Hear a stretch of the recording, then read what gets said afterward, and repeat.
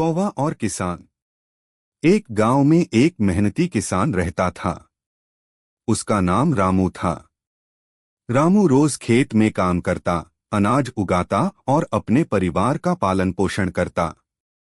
उसके खेत में पके हुए मक्के के दाने लहलहा रहे थे। खेत को देखकर किसान खुश था, लेकिन एक समस्या थी। गांव के आसपास रहने वाले कौवे मक्के के दाने चुगने आ जाते थे।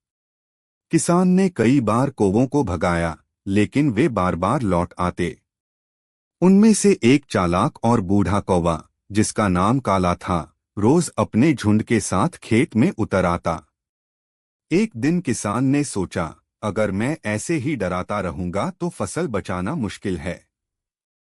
मुझे कोई उपाय करना होगा। उसने एक पुतला बनाया, पुराने कपड़े पहनाकर, टोपी पहनाकर और चेहरे पर मिट्टी का मुखौटा लगाकर।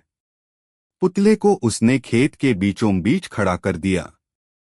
अगले दिन सुबह काला कौवा अपने साथियों के साथ खेत पर आया। दूर से पुतले को देखकर उसने सोचा, अरे, आज किसान यहीं खड़ा है।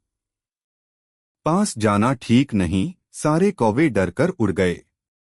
किसान दूर से ये देखकर मुस्कुराया। कुछ दिन तक पुतले से फसल सुरक्षित रही। लेकिन धीरे धीरे काला कौवा समझ गया कि यह तो बस एक लकड़ी का ढांचा है, कोई आदमी नहीं। उसने अपने दोस्तों से कहा, डरने की जरूरत नहीं, ये हमें पकड़ नहीं सकता। अगले ही दिन सभी कौवे फिर से आ गए और दाने चुगने लगे।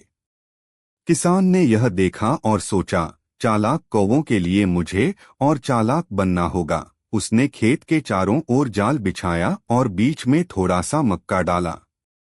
काला कौवा और उसके साथी उस भोजन के लालच में फंस गए। किसान ने उन्हें पकड़कर दूर जंगल में छोड़ दिया, ताकि वे वापस न आ सकें।